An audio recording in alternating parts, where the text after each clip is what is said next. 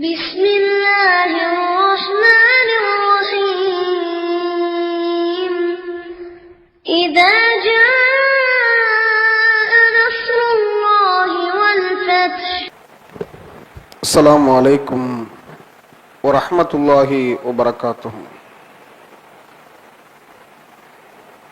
إن الحمد لله نحمده ونستعينه ونستغفره. من يهده الله فلا مضل له ومن يضلله فلا هادي له. وأشهد أن لا إله إلا الله وحده لا شريك له وأن محمدا عبده ورسوله أما بعد.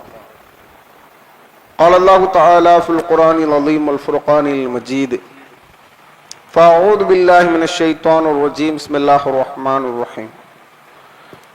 يا أيها الناس اتقوا ربكم الذي خلقكم من نفس واحدة وخلق منها زوجها وبث منهما رجالا كثيرا ونساء واتقوا الله الذي تساءلون به والأرحام إن الله كان عليكم رقيبا.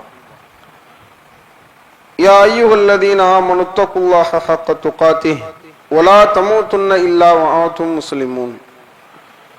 يا أيها الذين آمنوا اتقوا الله وقولوا قولا سديدا يصلح لكم أعمالكم ويغفر لكم ذنوبكم ومن يطع الله ورسوله فقد فاز فوزا عظيما. وقال أيضا: قال رب اشرح لي صدري ويسر لي أمري واحلل عقدة من لساني يفقهوا قولي. وقول نبينا صلى الله عليه وسلم: யஸ்ஸிரு, இலகுவாக்குங்கள், ஒலா துஅஸ்ஸிரு, மக்களுக்கு சிரமங்களை கொடுக்காதீர்கள், ஒபஷ்ஷிரு, மக்களுக்கு நல்லவற்றை எடுத்துரையுங்கள், ஒலா துனஃபிரு, மக்களை விருண்டோட செய்யாதீர்கள் என்கிற இறை தூதர் முஹம்மது நபி ஸல்லல்லாஹு அலைஹி வஸல்லம் அன்னவர்களின் பொன்மொழியை சொன்ன வண்ணம் எனது ஜும்ஆ உரையினை ஆரம்பம் செய்கிறேன். இந்த நேரத்தில் நாம் பார்க்க போகிற தகவல் என்னவென்றால், இன்றைக்கு முஸ்லிம்களாக வாழக்கூடிய மக்களுக்கு மத்தியில்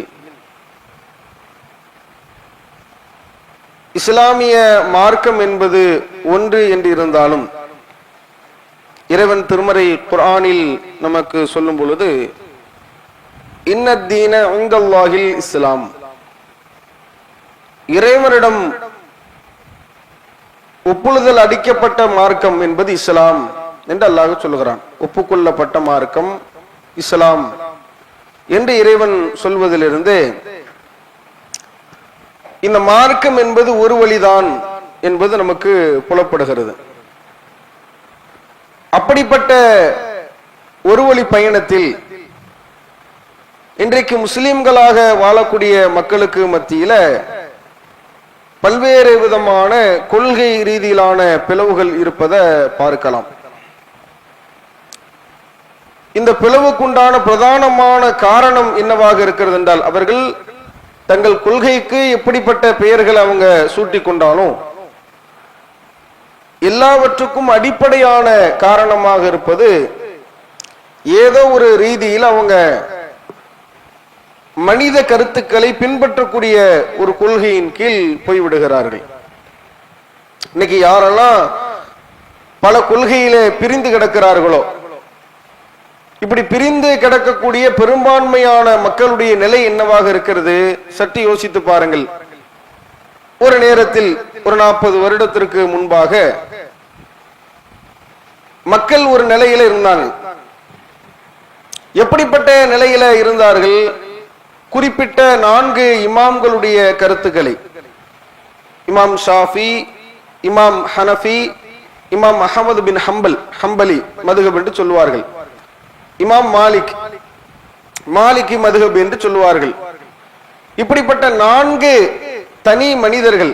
அவங்க இமாம்கள், மதிக்கப்பட வேண்டிய சங்கைக்குரியவர்கள், அதுல எந்த விதத்திலையும் மாற்று கருத்து இல்லை. அந்த 4 மதுஹபுக்காரர்களும் என்ன சொல்வார்கள்? அல்லாஹ் ரசூல் நமக்கு எடுத்துரைத்த, குறிப்பாக ரசூல் ஸல்லல்லாஹு அலைஹி வஸல்லம் அவங்க நமக்கு எடுத்து சொன்னதுதான் இறை செய்தி இல்லையா, வஹி. அந்த வஹியும் மார்க்கம். அந்த வஹி அடிப்படையில நாங்க நடக்கும் பொழுது இன்ன இமாமுடைய கருத்து எங்களுக்கு மார்க்கம் அப்படிம்பாங்க. அப்படித்தானே? வேற இது புது விளக்கங்கள் அதுல நம்ம கொடுக்க வேண்டிய அவசியம் இல்லை.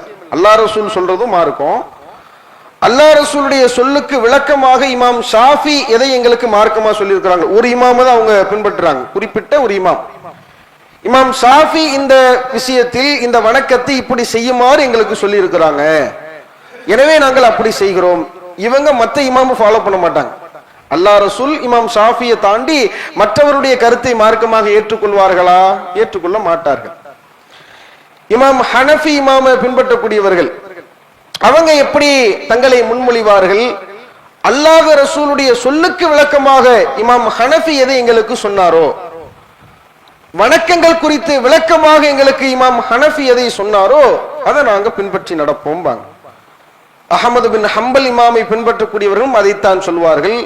இமாம் மாலிக் அவர்களை பின்பற்றக்கூடியவர்களும் அதைத்தான் சொல்வார்கள். இப்படி குறிப்பிட்ட தனி இமாம்களை, இவர்கள் மார்க்கத்தினுடைய அத்தாரிட்டி, இவர்களுடைய வழியில நாங்கள் நடப்போம் என்பதையெல்லாம் வழிகேடு என்று சொல்லி இறைவனுடைய நாட்டத்தினால் இறை செய்தியை மாத்திரமே பின்பற்ற வேண்டும் என்று ஒரு சமுதாயம் இன்றைக்கு உருவாக்கி இருக்கிறது. இதில் வேதனைக்குரிய விஷயம் என்னவென்றால், தனிப்பட்ட மனிதர்களுடைய கருத்து மார்க்கமாக இருக்காது என்பதை எல்லாம் பிரச்சாரம் செய்தவர்கள், இமாம் ஷாஃபியினுடைய தனிப்பட்ட கருத்து, குறிப்பிட்ட 4 இமாம்களுடைய தனிப்பட்ட கருத்து மார்க்கமாக இருக்காது, அது வழிகேடு என்று சொன்னவர்கள் இன்னைக்கு காலம் தொட்டு போய் இன்றைக்கு எப்படி மாறி போய் நிற்கிறார்கள் என்றால், இன்றைக்கு கொள்கையில வேற பெயர்களை வைத்துக் கொண்டு நாம சலஃபுகளுடைய வழி நடக்கணும் அப்படிங்கிறாங்க. அது என்ன சலஃபுகளுடைய வழி என்றால், நமக்கு முன் சென்ற முன்னோர்கள். நமக்கு முன் சென்ற முன்னோர்கள் என்றால் யார்? அதுலயே உங்களுக்கு பல கருத்து வேறுபாடு இருக்குது. நம்ம இன்றைக்கு நாம அதை எடுத்து பேசும் பொழுது அவருடைய கொள்கையை நாம விலக்கி சொல்லக்கூடிய அளவுக்கு அவங்க கொள்கையிலேயே பல்வேறு விதமான முரண்பாடுகள் இருப்பதை நம்ம பார்க்கலாம். நாம் சலஃபுகளுடைய வழி நடக்க வேண்டும். இப்ப யாரு சலஃபுகள் என்றால், முன்னால வாழ்ந்தவங்க. முன்னால் வாழ்ந்தவர்கள் என்றால் யாரெல்லாம் என்று கேட்கும் பொழுது சிலர்கள் சொல்கிறார்கள், இப்படி சொல்லக்கூடியவங்களா யாருன்னா, 4 தனிப்பட்ட இமாம்களை பின்பற்றுவது வழிகேடு என்று 30 வருடங்களுக்கு முன்பாக பிரச்சாரத்தில் இருந்திருப்பார்களே, அதையெல்லாம் காட்டமாக பேசியிருப்பார்களே, அது நரகத்தினுடைய வழி, தனிப்பட்ட மனிதர்களுடைய கருத்தெல்லாம் வழிகேடு என்று பேசியவர்கள் இன்றைக்கு மாறி போய் இருக்கிறார்கள். அல்லாஹ் தான் சொல்றான், உன் வல்லிஹி மாத்தவல்லா. இந்த மார்க்கத்தை விட்டு தரம் புரண்டவனை பற்றி அல்லாஹ் சொல்லும் பொழுது அவனை போற போக்கிலேயே விட்டுருவோங்கிறான். நீ எப்படி போடுமோ போ. அதாவது ஒரு கொள்கையை தவறு என்று சுட்டி காட்டுகிறான், அது வழிகேடு என்று சொல்கிறான். கடைசியில அந்த சர்க்கிள்லயே இருக்கிறான். அதை விட மோசமான நிலையில ஒரு சின்ன குழியில இருந்து எந்திரிச்சு தப்பிச்சு பெரிய பாதாள சாக்கடையில் விழுந்த கதையா இப்ப இவர்களுடைய கொள்கை தடுமாற்றம் என்று நிற்பதை நாம பார்க்கலாம். இப்ப எப்படி சொல்றாங்க? அப்ப முன் வாழ்ந்தவர்கள் என்றால் எல்லோரும் முன்னோர்கள் அல்ல, சலஃபுகள் அல்ல. அப்ப யாருங்க அப்படின்னு கேட்டோம்னா, குறிப்பிட்ட இன்னென்ன நபித்தோழர்கள், சுவர்க்கத்திற்கு நன்மாராயம் சொல்லப்பட்ட நபித்தோழர்கள், அல்லது உமர் ரலியல்லாஹு அன்ஹு அவர்கள், அபூபக்கர் ரலியல்லாஹு அன்ஹு அவர்கள், உஸ்மான் ரலியல்லாஹு அன்ஹு அவர்கள், அலி அவர்கள், இப்படின்னு குறிப்பிட்ட சில நபித்தோழர்களை முன்னிறுத்தி இந்த நபித்தோழர்கள்ல இன்ன நபர்களை பின்பற்றணும் அப்படின்னு ஒரு சாரார். இல்லங்க, அப்படியெல்லாம் நாம பின்பற்ற வேண்டிய அவசியம் இல்ல. சுவர்க்கத்திற்கு நன்மாராயம் சொல்லப்பட்ட 10 நபித்தோழர் இருக்கிறாங்கல்ல, அவங்கள பின்பற்றணும். இங்க ஒரு ஆள் பேசிக்கிட்டு இருக்கும்போது இன்னொருத்தர் சொல்றாரு, இல்லங்க அப்படி இல்லங்க. அப்ப எப்படிங்க? அதாவது பத்ரிலே கலந்து கொண்டார்களே, எவர்களுடைய பாவங்கள் மன்னிக்கப்பட்டது என்று பத்ர் சஹாபாக்களை பற்றி அல்லாஹ் பேசுகிறான் அல்லவா, அந்த பத்ர் சஹாபாக்களை பின்பற்றணும் அப்படின்னு சில சாரார். அதுலயும் சில பேரை பாருங்க, அப்படி நாம பின்பற்றணும்னா ஒட்டுமொத்தமா நாம தனிப்பட்ட கவுலு சஹாபாவை பின்பற்றக்கூடாது. கவுலு சஹாபா என்றால் ஒரு சஹாபியினுடைய கூட்டம் நம்ம பின்பற்றக்கூடாது. உஸ்மான் அவருடைய தனிப்பட்ட கருத்தை பின்பற்றக்கூடாது. அலி அவருடைய தனிப்பட்ட கருத்தை பின்பற்றக்கூடாது, இப்படி தனிப்பட்ட எந்த நபித்தோழருடைய கருத்தை பின்பற்றக்கூடாது. அப்ப என்னங்க சொல்ல வரீங்க? இஜ்மாஉ ஸஹாபா, எல்லா சஹாபாக்களும் சேர்ந்து ஒரு முடிவை சொல்லியிருப்பாங்கல்ல. அல்லாஹ் ஒரு வசனத்தை சொல்லி இருக்க, அல்லாஹ்வுடைய தூதரவர்கள் நமக்கு ஒரு நபிமொழியை சொல்லி இருக்க, அதற்கெல்லாம் இஜ்மாஉ ஸஹாபா, சஹாபாக்கள் எல்லோரும் சேர்ந்து ஒரு முடிவை நமக்கு சொல்லி இருப்பார்கள், அதுதாங்க மார்க்கம் இப்படிங்கிறாங்க ஒரு சாரர். இல்லங்க, அந்த சஹாபாக்களுக்கு பின்வந்தார்களே தாபியன்கள், அவங்க சொன்னது மார்க்கம் தான். அதுக்கு பின் வந்தாங்களே தபா தாபியன்கள், அவங்க சொன்னது மார்க்கம் தான். இல்லங்க, அதுக்கப்புறம் வந்த இமாம்கள், அவங்க சொன்னது மார்க்கம் தான். இல்லங்க, இப்ப நடைமுறையில யாரெல்லாம் மார்க்கத்தை விளங்கி நல்லறிஞர்களாக இருக்கிறார்களோ அவங்க சொல்றது மார்க்கம் தாங்க. இப்ப இங்க வந்து நிக்கிறாங்க பாத்தீங்களா, ஒன்றை வழிகேடு என்றவர்கள், தனிப்பட்ட ஒரு மனிதருடைய கருத்தை பின்பற்றினால் வழிகேடு, அது உங்களை நரகத்தினுடைய பாதைக்கு அழைத்து செல்லும் என்று பேசியவர்கள் கடைசியில் எங்கே வந்து நிற்கிறார்கள்? இன்னைக்கு யார் சொன்னாலும் மார்க்கம், அதுக்கு அதான் அர்த்தம். இதுக்கு வியாக்கியானங்கள் விளக்கங்கள் வேற என்ன செய்வாங்க, கொடுப்பாங்க.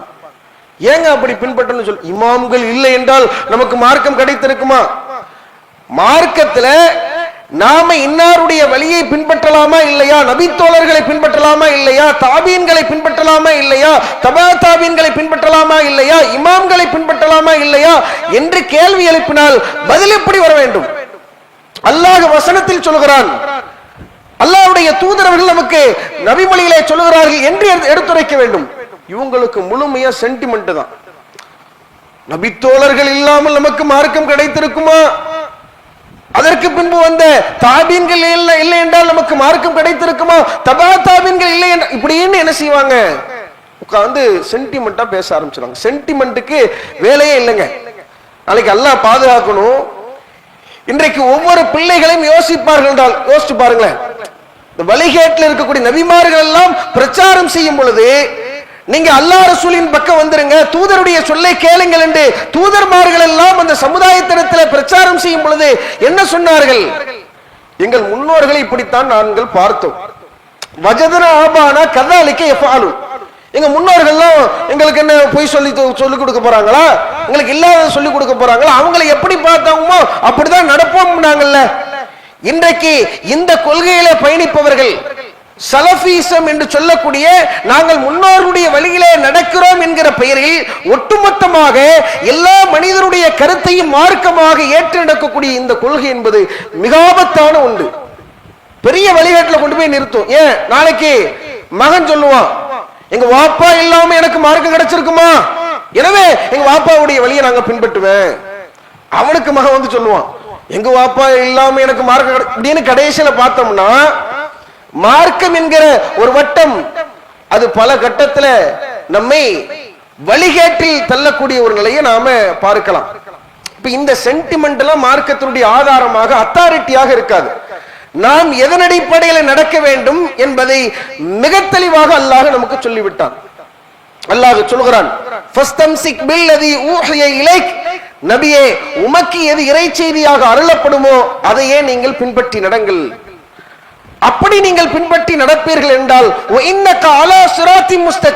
நீங்கள் நேரான பாதையில் பயணிப்பீர்கள். எது சத்திய பாதை என்றால் அல்லாஹ் சொல்கிறான், இறை செய்தி அடிப்படையில நடக்க வேண்டும். ஒரு நபிக்கு அல்லாஹ் கட்டளையிடுகிறான், நான் என்ன சொல்றேனோ இறை செய்தியாக உனக்கு எது சொல்லப்பட்டதோ அதன் அடிப்படையில் நீ நடந்தால்தான் அதுதான் சிராத், நேரான பாதை என்று அல்லாஹ் சொல்கிறான். முதலில் ஒன்றை நாம் புரிந்து கொள்ள வேண்டும், நாம் இருக்கக்கூடிய கொள்கை சத்திய கொள்கை என்றால், நேரான பாதை என்றால் அதற்கு அப்பால் இருக்கக்கூடிய எல்லாம் வழிகேடு என்பதை புரிந்து கொள்ள வேண்டும். இறைவன் அப்படித்தான் பேசுகிறான், உண்மைக்கு பிறகு ஒன்று இருக்கும் என்றால் அது வழிகேடு என்று அல்லாஹ் சொல்கிறான். இது உண்மையும் கலந்த பொய் அப்படி சொல்லலாம் அல்லாஹ். உண்மைக்கு பிறகாக சத்தியத்திற்கு பிறகாக ஒன்று இருக்கும் என்றால் அது அசத்தியம், அது வழிகேடு என்று அல்லாஹ் சொல்கிறான். அப்ப எது நேரான பாதை, எது சுவர்க்கத்திற்குரிய பாதை? இறை செய்தி அடிப்படையிலே நடப்பதுதான் சுவனத்தினுடைய பாதை. இதற்கு மாற்றமாக எந்த வழியை நாம் தேர்ந்தெடுத்தாலும் அது வழிகேடுங்கிறத நம்ம என்ன செஞ்சுக்கணும், புரிந்து கொள்ள வேண்டும். அப்ப இறை செய்தி என்ன செய்வாங்க, ஒப்பிடுவாங்க. இறை செய்தியை தான் பின்பற்றணும். அல்லாஹ்வுடைய தூதர் அவர்களுக்கு இறை செய்தி அருளப்பட்டிருக்கிறது, அந்த இறை செய்திக்கு விளக்கமாக அல்லாஹ்வுடைய தூதர் ஸல்லல்லாஹு அலைஹி வஸல்லம் உங்களுடைய சொல் செயல் அங்கீகாரம், அது ஹதீஸ். அந்த அடிப்படையில ரசூலுல்லாஹ்வை பார்த்து வளர்ந்தார்களே, அந்த நபி தோழருடைய செயல்பாடும் இறை செய்தி. நஊது பில்லாஹ். இப்படி வந்து நிக்கிறாங்க பாருங்க. ரசூல் ஸல்லல்லாஹு அலைஹி வஸல்லம் உங்களுக்கு இறை செய்தி வரும் இல்லையா? சஹாபாக்களுக்கு இறை செய்தி வரும் என்று சொன்னால் அது வழிகேடா இல்லையா? வழிகேடு. நபி தோழர்களுக்கு இறை செய்தி இறங்கவில்லை. இதுல யாருக்காவது மாற்று கருத்து இருக்கிறதா? இன்றைக்கு கொக்கரித்துக் கொண்டிருக்கிறார்களே, மார்க்கத்தின் பெயரால் கொக்கரித்துக் கொண்டிருக்கக்கூடிய அவரிடத்துல ஒரே ஒரு கேள்வியை நாம் முன்வைத்தோம் என்றால், நபி தோழர்களுக்கு இறை செய்தி இறங்குமா? இறங்காது. ஆனால் விளக்கம் கொடுப்பாங்க. ரசூலுல்லாஹ்வை பார்த்து செஞ்சவங்க அவங்களுடைய செயல்பாடும் இறை செய்தி தான். இப்படி அறிஞர்கள், இன்னைக்கு அறிஞர்கள் என்கிற பெயரில இப்படிப்பட்ட பேச்சுகளை பேசுவதை நம்ம பார்க்கலாம். அப்ப நபி தோழருடைய தனிப்பட்ட செயல்பாடுகள் ஒரு காலம் வஹியாக இருக்காது. வஹிங்கிறது ரசூலுல்லாஹ்வுக்கு இலக்கப்பட்டிருக்கிறது. ஒன்று குர்ஆனாக எதுவெல்லாம் நமக்கு சொல்லப்பட்டிருக்கிறதோ அதன் அடிப்படையில் நடக்கும். இன்னொன்று அல்லாஹ்வுடைய தூதர் அவர்களுடைய சொல் செயல் அங்கீகாரம். ரெண்டு தான் மார்க்கம். ரசூலுல்லாஹ் நமக்கு மார்க்கமாக எதை சொல்லி இருக்கிறார்களோ, மார்க்கமாக எதை செய்திருக்கிறார்களோ, மார்க்கமாக எதை அங்கீகரித்திருக்கிறார்களோ அதுதான் மார்க்கம். ஏன் இந்த முஹம்மது மனோ இச்சைப்படி பேச மாட்டார். உமா யன்திகு அனில் ஹவா. இந்த முஹம்மது இருக்கிறாரே, அவர் மனோ இச்சைப்படி பேச மாட்டார். மார்க்கத்தை பேசும்போது தன் தனிப்பட்ட கருத்தை பேச மாட்டார். இன் ஹுவ இல்லா வஹ்யு யூஹா. அது அறிவிக்கப்பட்ட இறை செய்தியை தவிர வேற எதுவும் கிடையாது. மார்க்கமா ரசூலுல்லாஹ் உங்களுக்கு ஒண்ணு சொல்றாங்களா, அது வஹி, அது இறை செய்தி என்பதை மிக திட்டவட்டமாக தெளிவாக அல்லாஹ் பதிவு செய்கிறார். அப்ப அல்லாஹ்வுடைய தூதர் ஸல்லல்லாஹு அலைஹி வஸல்லம் அவர்களே நமக்கு ஒன்றை சொல்லியிருப்பார்கள் என்றால், மார்க்கமாக ஒன்று சொல்லியிருப்பார்கள் என்றால் அது நபிகளாருடைய தனிப்பட்ட கருத்து அல்ல. ஒருவேளை நபிகளார் தனிப்பட்ட கருத்துக்களை மார்க்கமாக சொல்ல மாட்டாங்க. அதனுடைய எச்சரிக்கையை, அதனுடைய விபரீதத்தை அல்லாஹ் மிக ஆழமாக பதிய வைக்கிறான். நபிகளாருடைய தனிப்பட்ட செயலும் கூட மார்க்கம் அல்ல. நபி தோழர் ஒப்பிடுறாங்க. இன்னைக்கு நபி தோழருடைய செயல்பாடு அதெல்லாம் எப்படி மார்க்கம் இல்லைன்னு சொல்லுவீங்க? அதற்கு கண்ணீரை விடுகிறார்கள், அதற்காக ஆக்ரோஷப்படுகிறார்கள். நாம் சொல்கிறோம், நபி தோழருடைய தனிப்பட்ட செயல் அல்ல, நபிகளாருடைய தனிப்பட்ட செயலே மார்க்கம் அல்ல. ஏன்? அல்லாஹ் மிக தெளிவாக சொல்கிறான். சூரா அல் ஹாக்கா 69வது அத்தியாயம் 44வது வசனத்திலிருந்து இறைவன் பேசுகிறான். வலவு தகவ்வல அலைனா பஅல் அகாவில். இந்த முஹம்மது மார்க்கத்தின் பெயரால் நம் மீது சில சொற்களை இட்டு கட்டுவார் என்றால், அல்லாஹ்வுடைய தூதர் அப்படி இட்டு கட்ட மாட்டாங்க. வஹீல ரசூலுல்லாஹ் போய் சொல்லுவாங்களா? போய் சொல்ல மாட்டாங்க. ஒருவேளை நம் மீது, அல்லாஹ்வின் மீது சில சொற்களை இந்த முஹம்மது இட்டு கட்டுவார் என்றால், லஅഖذனா மின்ஹு பில் யமீன். அவரை வலக்கரத்தால் நாம் தண்டிப்போம். சும்ம லகதனா மின்ஹுல் வதீன். பிறகு அவருடைய நாடி நரம்பை எல்லாம் துண்டித்து விடுவோம். எப்படிப்பட்ட கடுமையான வார்த்தை! ரசூல் தன்னுடைய தனிப்பட்ட கருத்தை மார்க்கமாக மக்களுக்கு சொன்னால் கொன்றுவாங்கற அல்லாஹ். எவ்வளவு கடுமையான வார்த்தை! ஃபமா மின்கும் மின் அஹதின் அன்ஹு ஹாஜிஸின். இந்த நிகழ்வின் பொழுதே உங்களில் எவரும் அதை தடுக்க முடியாது என்று அல்லாஹ் மிக திட்டவட்டமாக நமக்கு சொல்கிறான். அப்ப நபிமார்களாகவே இருந்தாலும், ரசூல் ஸல்லல்லாஹு அலைஹி வஸல்லம் அவங்களாகவே இருந்தாலும், அவங்க மார்க்கமா நமக்கு என்ன செய்ய மாட்டாங்க, நம்ம இடத்துல போய் சொல்ல மாட்டார்கள். அல்லாஹ் அதற்குத்தான் மிக ஆழமாக இந்த வசனத்திலே வாசகங்களை பதித்து சொல்கிறான். நம் மீது சில சொற்களை இந்த முஹம்மது இட்டு கட்டியிருப்பார் என்றால் கொன்றுப்போம் அப்படிங்கிறது அல்லாஹ் அழுத்தமாக சொல்கிறான். இன்னும் நாம மிக தெளிவாக சொல்வதாக இருந்தால், தனிப்பட்ட மனிதனுடைய கருத்து யூகம் இருக்குல்ல, அவன் இஷ்டத்துக்கு ஒண்ணு யோசிப்பான். வசனத்தை ஒவ்வொரு நபர்களும் ஒவ்வொரு விதமாக விளங்கலாம், செய்திகளை ஒவ்வொரு விதமாக ஒவ்வொருவரும் விளங்கலாம். இப்படி தனிப்பட்ட யூகம் என்பது, தனிப்பட்ட நினைப்பு, எனக்கு இதாம்பா கரெக்ட்னு தோணுது, எனக்கு இப்படி பண்ணா சரின்னு தோணுது அப்படிங்கிற மனித சிந்தனை இருக்கிறது. அந்த சிந்தனை வழிகேடு, அது வஹி இல்லை. ரசூலுல்லாஹ் அப்படி சொல்ல மாட்டாங்க. ரசூலுல்லாஹ் இறைச்செய்தியின் அடிப்படையில் தான் ஒன்றை நமக்கு சொல்லுவார்கள். தனிப்பட்ட முறையில நபிகளார் மனிதன் என்கிற அடிப்படையில ஒன்றை சிந்தித்து சொன்னால் அது தவறு கூட இருக்கலாம். யூகத்துல தவறு இருக்கலாம் இல்லங்க. அல்லாஹ் யூகத்திலே தவறு இருக்கும் என்பதை பல வசனங்களின் வாயிலாக நமக்கு எச்சரிக்கிறான். சொல்கிறான் பாருங்கள். யா அய்யுஹல்லதீன ஆமனு, ஈமான் கொண்ட மக்களே, இஜ்தனிபு கஸீரம் மினவன், யூகங்களில் அதிகமானதை விட்டு நீங்கள் விலகிக் கொள்ளுங்கள். இன்ன பஅதல் இஸ்முன், ஏனென்றால் யூகங்களில் சிலது பாவம் என்று அல்லாஹ் சொல்கிறான். அல்லாஹ்வுடைய தூதரவர்கள் சொல்கிறார்கள், ஈயாக்கும் வன், நீங்கள் யூகம் செய்யக்கூடாது என்று நான் உங்களை எச்சரிக்கிறேன். ஏனென்றால் செய்திகளில் மிக மிக பொய்யானது எது தெரியுமா? யூகிப்பதுதான் என்று அல்லாஹ்வுடைய தூதர் ஸல்லல்லாஹு அலைஹி வஸல்லம் அவர்கள் எச்சரிக்கிறார்கள். இறைவன் பல வசனங்களில் நமக்கு எச்சரிக்கும் பொழுது இயத்தபியூன இவ்வல்லன், அவர்கள் யூகத்தை தவிர வேற எதையும் பின்பற்றவில்லை. இன்ஹும் இல்லா யஹ்ருசூன், அவர்கள் அனுமானம் தான் செய்கிறார்கள் என்று அல்லாஹ் ரப்பல் ஆலமீன் எடுத்துரைக்கிறான். அதே மாதிரி இன்னொரு வசனத்தில் சொல்லும் பொழுது இன்னவன்ன லா யுகனி மினல் ஹக்கி ஷைஆ, நிச்சயமாக யூகம் என்பது சத்தியத்தை உண்மையை கொண்டு வராது என்று சொல்லுகிறான். தனிப்பட்ட யோசனை இருக்கலங்க, சிந்தனை, அதுல என்னவாவும் இருக்கலாம், அது மார்க்கம் கிடையாது. உங்களுக்கு இதை மிக தெளிவாக சொல்வதாக இருந்தால் அல்லாஹ்வுடைய தூதர் ஸல்லல்லாஹு அலைஹி வஸல்லம் அவங்களுடைய சிந்தனை, ரசூலுல்லாஹ் மதீனாவுக்கு வராங்க. அல்லாஹ்வுடைய தூதரவர்கள் மதீனாவுக்கு வந்த பொழுது மதீனாவுல மக்கள் என்ன செய்யறாங்க? மகரந்த செயற்கையா செய்யறாங்க. அதாவது பேரிச்சம்பழத்தை விளைச்சல் செய்யும் பொழுது இயற்கையாகவே இந்த மகரந்தம் நடக்கும். அது மாதிரி நடக்காம மதீனாவாசிகள் விளைச்சல் அதிகமாக இருக்க வேண்டும் என்பதற்காக செயற்கை அவங்கள என்ன செய்யறாங்க? இந்த மகரந்த செயற்கையை செய்யறாங்க. செஞ்ச உடனே ரசூலுல்லாஹ் பாக்குறாங்க. சஹாபாக்கள்கிட்ட கேட்கிறாங்க, மா தஸ்னவுன், என்ன நீங்க பண்ணிட்டு இருக்கீங்கன்னு கேட்கிறாங்க. அல்லாஹ்வுடைய தூதரவர்களை இப்படி நாங்க பண்றோம் அப்படிங்கிறாங்க. அப்ப ரசூல் ஸல்லல்லாஹு அலைஹி வஸல்லம் அவங்க அந்த நபி தோழருக்கு பதில் சொல்லுகிறார்கள், லஅல்லக்கும் லவ் தஃஅலு கான கைரன், நீங்க இப்படி செய்யாம இருந்தீங்கன்னா நல்லா இருக்குமே அப்படிங்கிறாங்க. இது மாதிரி நாங்க இப்படி பார்த்தது கிடையாது, எனக்கு நீங்க பண்றது ஏதோ தப்பு மாதிரி தெரியுது, நீங்க இதை விட்டீங்கன்னு சொன்னா நல்லதா இருக்குமேங்கிறாங்க. ரசூலுல்லாஹ் தன்னுடைய கருத்தை சொன்னார்கள். சொன்ன உடனே நபி தோழர்கள் அதை விட்டுட்டாங்க. அடுத்த விளைச்சலுடைய காலகட்டம் வருகிறது. விளைச்சலை பார்க்கிறார்கள், விளைச்சல் ரொம்ப குறைவா இருக்குது. வளமையாக விளைச்சல் செய்தால் என்ன வருமோ அது வரல, ரொம்ப குறைவா இருக்குது. ரசூலுல்லாஹ் இடத்துல கம்ப்ளைண்ட் போகுது. அல்லாஹ்வுடைய தூதரவர்கள்ட்ட கம்ப்ளைண்ட் போன உடனே ரசூல் ஸல்லல்லாஹு அலைஹி வஸல்லம் அவங்க அந்த மக்களிடத்தில் சொல்கிறார்கள். ரசூலுல்லாஹ் கேக்குற, என்னாச்சு? இந்த மாதிரி விளைச்சல் கம்மியாயிட்டு. என்னம்மா, ஏன் இப்படி விளைச்சல் கம்மியாச்சு? நீங்க தானே சொன்னீங்க, நீங்க தானே விடுனீங்க, நாங்கள் ஒரு முறையில விளைச்சல் செய்தோம், எங்களுக்கு தெரிந்த விவசாயத்தை செய்தோம், நீங்கள் இதை விடுங்கள், இது நல்லதாக இருக்கும் என்று சொன்னீர்கள், விட்டோம், ஒண்ணுமில்ல. ரசூலுல்லாஹ் அந்த மக்களுக்கு சொன்ன பதிலை பாருங்கள்.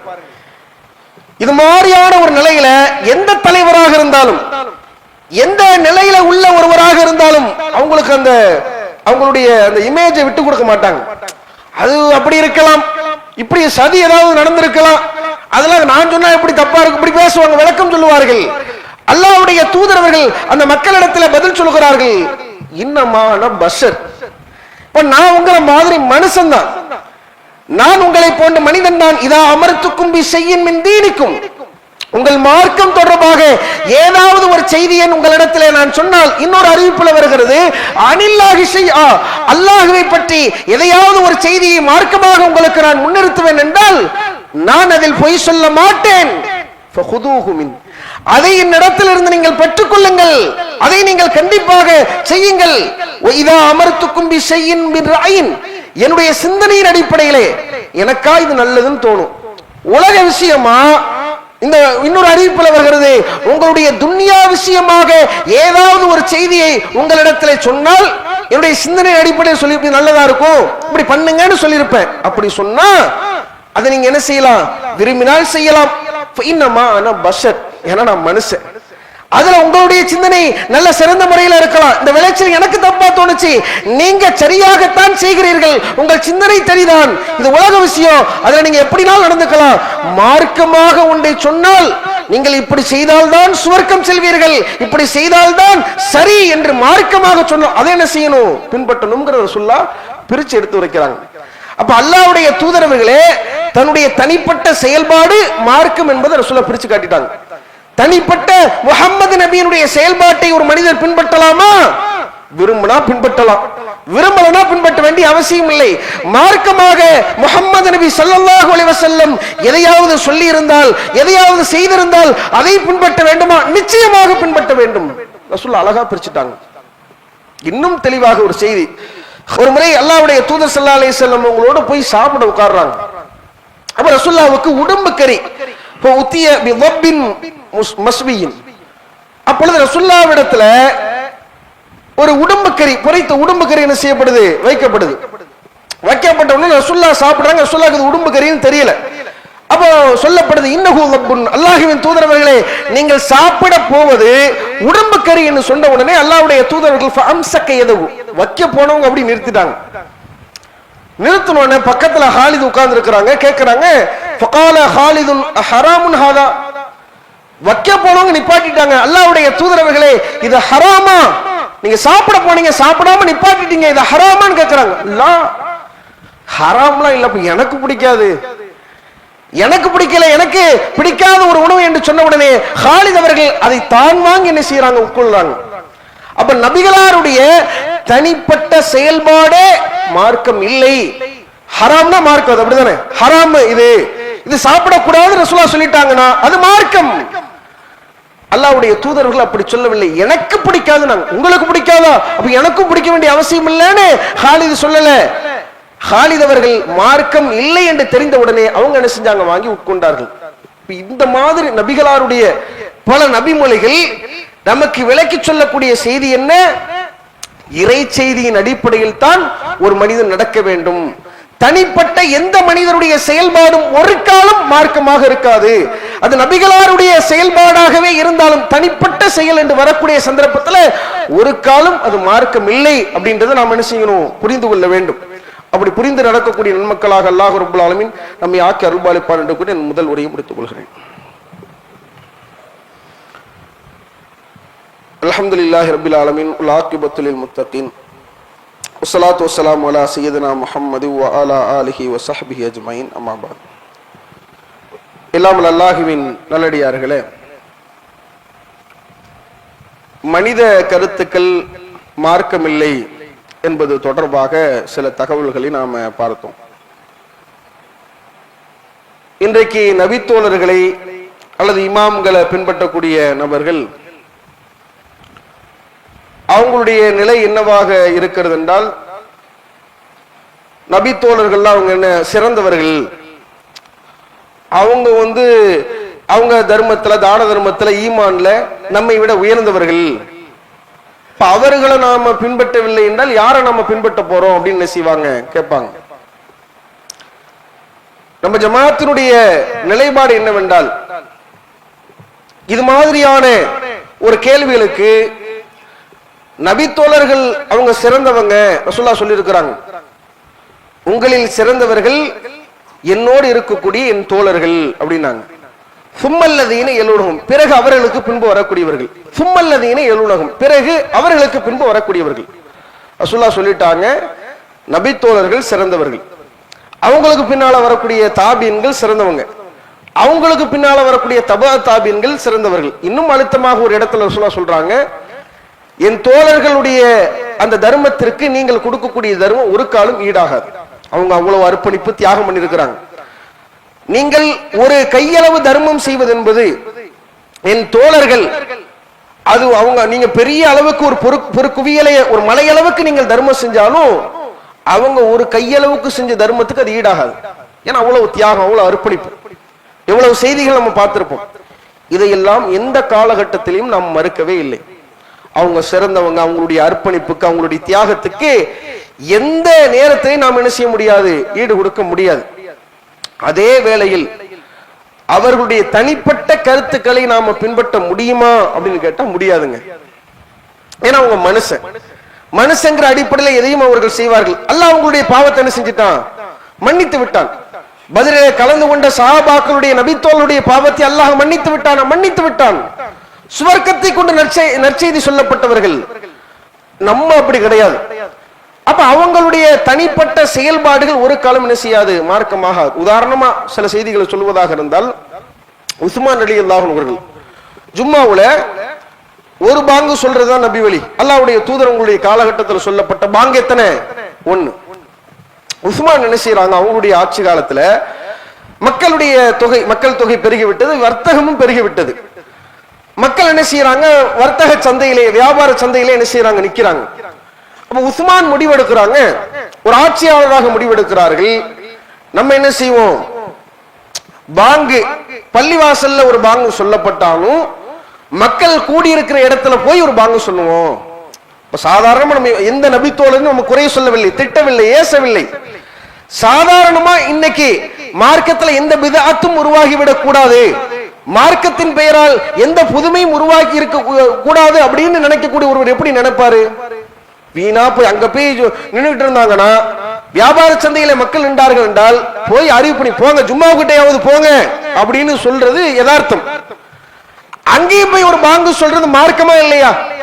அப்ப இப்படிப்பட்ட ஒரு செயல்பாட்டை உஸ்மான் அவர்கள் செய்கிறார்கள். மனுஷன் அவங்களுக்கு அது சரின்னு பட்டது. அவங்க பாவத்தை அல்லாஹ் என்ன செஞ்சிட்டான், மன்னித்து விட்டான். மதுரையை கலந்து கொண்டவர்கள் பாவத்தை அல்லாஹ் மன்னிச்சு நல்ல சுவர்க்கத்தை கொண்டு நன்மாராயம் சொல்லப்பட்ட நபித்தோழர்.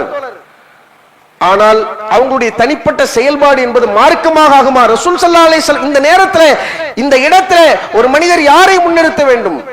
அல்லாஹ்வின் தூதருடைய காலகட்டத்தில் சொல்லப்பட்ட ஒரு வாங்கு இறை செய்தியின் அடிப்படையில், அல்லாஹ்வுடைய தூதர் அவங்க தனிப்பட்ட செயல்பாடு அல்ல, இறை செய்தியின் அடிப்படையில் சொல்லப்பட்ட பாங்கு 1.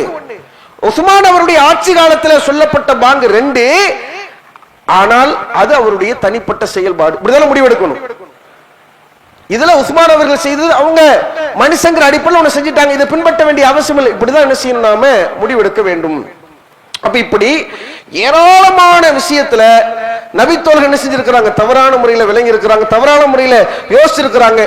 குறிப்பாக சொல்ல போவதாக இருந்தால் இப்னு அவர்கள் அவங்க ஒரு செய்தியை சொல்றாங்க, ஒரு மையத்து வேதனை செய்யப்படுகிறது என்றால் அதற்கு காரணம் சுற்றி உள்ளவங்க அழுகிறாங்கல்ல, சுற்றி உள்ளவர்கள் அழுவதினால் ஒரு மையத்து வேதனை செய்யப்படுகிறது அப்படின்ற ஒரு செய்தி என்ன செய்யறாங்க, சொல்றாங்க. ஆயிஷா ரலியல்லாஹு அன்ஹா வந்து சொல்றாங்க, இது உமர் சொன்னதா இப்னு உமர் சொல்றாங்க. ஆயிஷா ரலியல்லாஹு அன்ஹா பாக்குறாங்க, இப்படி ரசூலுல்லாஹ் ஒரு காலத்துல சொல்ல மாட்டாங்க, அல்லாஹ்வுடைய தூதர்கள் இப்படி சொல்லி இருக்க மாட்டார்கள், நபிகளார் எப்படி சொல்லி இருப்பார்கள் என்றால், இவர்களோ இங்க அழுது கொண்டிருக்கிறார்கள், இந்த மையத்தோ இங்க வேதனை செய்யப்படுகிறது என்று கெட்ட ஆத்மாவிற்கு தான் ரசூலுல்லாஹ் சொல்லி இருப்பாங்களே ஒழிய நீங்க சொன்ன மாதிரி, ஏன்னா எந்த ஒரு ஆத்மாவும் பிற ஆத்மாவினுடைய ஒலா தஸ்ரு வாசிரத்து விஸ்ர உக்ரா, எந்த ஒரு ஆத்மாவும் பிற ஆத்மாவினுடைய சுமையை சுமக்காது அப்படின்னு வசனத்தை முன்னிறுத்தி என்ன செய்றாங்க, நீங்க சொன்னது ரசூலுல்லாஹ் அப்படி சொல்லியிருக்க வாய்ப்பே இல்லைங்கிறாங்க. இப்படி சில நபித்தோர்களும் தவறான முறையில விளங்குவாங்க, தவறான முறையில யோசிப்பாங்க. ஏன்னா அவங்க மனுஷன், தனிப்பட்ட மனிதருடைய கருத்து ஒரு காலம் மார்க்கமாக இருக்காது, இறை செய்தி மாத்திரம்தான் மார்க்கம். அந்த மார்க்கத்தை பின்பற்றி சுவர்க்கத்திற்கு செல்லக்கூடிய மக்களாக அல்லாஹ் ரப்பல் ஆலமீன் நம்மவர்கள் அனைவரையும் ஆக்கியல்வார். முக்கியமான ஒரு அறிவிப்பு, திருவண்ணாமலை மாவட்டத்துல இருந்து ஒரு சகோதரர்கள் பள்ளிவாசல் கட்டுமான பணிக்காக என்ன செஞ்சிருக்கிறாங்க, வந்திருக்கிறாங்க. ரொம்ப ஒரு காலமாக அங்க பள்ளிவாசல் கட்ட வேண்டும் என்கிற ஒரு நல்ல எண்ணத்துல ஒரு 90% வேலைப்பாடுகள் செஞ்சுட்டு முடிந்து விட்டது. அந்த சகோதரர்கள் தற்போது வரைக்கும் வேறு அந்த பள்ளிவாசல் கட்டுமான படி வேலை நடக்கிறதுனால அவங்க வேற இடத்த ஒரு நபர் தாரமாக கொடுத்திருக்காங்க, அந்த இடத்துல தொழுதுட்டு வராங்க. அவங்க கொடுத்த அவகாசம் 1 வருட காலம். அந்த 1 வருட காலத்தை தாண்டி 2 வருஷம் ஆயிட்டு. அப்ப அவங்களும் அந்த இடத்த கேட்கறாங்க. கட்டுமான பணியும் ஓரளவுக்கு முடிஞ்சிருக்கு. இந்த ரமலான்ல அவங்க பள்ளிவாசல்ல தொழ வேண்டும் என்கிற விருப்பத்தின் அடிப்படையில் அந்த ஊர் மக்கள் இருக்கிறாங்க. அல்லாஹ் ரப்பல் ஆலமீன் திருமறை குர்ஆனில சொல்லும் பொழுது, அல்லாஹ்விற்காக நாம உதவி செய்யக்கூடிய சந்தர்ப்பத்தில் அல்லாஹ் நம்முடைய பாதத்தை உறுதிப்படுத்துவதாக அல்லாஹ் ரப்பல் ஆலமீன் சொல்கிறான். அல்லாஹ்வுடைய தூதர் அவங்க சொல்லும் பொழுது கூட, யார் இந்த உலகத்தில் அல்லாஹ்வுடைய பள்ளிவாசல் கட்டுவதற்கு உதவி செய்கிறாரோ, பனல்லாஹு பைத்தன் ஃபில் ஜன்னா, சுவனத்திலே அவர்களுக்கு ஒரு வீடு கட்டப்படுவதாக அல்லாஹ்வுடைய தூதர் ஸல்லல்லாஹு அலைஹி வஸல்லம் சொல்றாங்க. பெரிய பாக்கியம். அந்த மக்கள் ஒரு கடுமையான ஒரு நிர்பந்தமான ஒரு சூழல் இருக்கிறாங்க. ஒரு 36 லட்சத்துக்கு நெருக்கமா பொருளாதாரம் அவங்களுக்கு தேவைப்படுறது. அதனால வந்திருக்கக்கூடிய சகோதரர்கள் அவங்க வாசல்ல பள்ளியினுடைய வாயில்ல அதற்காக பொருளாதாரத்தை வேண்டி நிற்பார்கள். உங்களால முடிஞ்ச பொருளாதாரத்தை கொடுத்து இந்த பள்ளிவாசலுடைய கட்டுமானப்படி நிறைவடைந்து ரமலான்ல அவங்க தஹஜ்ஜத் தொழுகையில, இரவு தொழுகையில அங்க போய் நின்று தொழக்கூடிய ஒரு பாக்கியத்தை ஏற்படுத்துவதற்கு வல்ல ரஹ்மான் உதவுவானாக. வாஹிரு தவானா அல்ஹம்துலில்லாஹி ரப்பில் ஆலமீன். அஸ்ஸலாமு அலைக்கும் வரஹ்மத்துல்லாஹி வபரகாத்துஹு.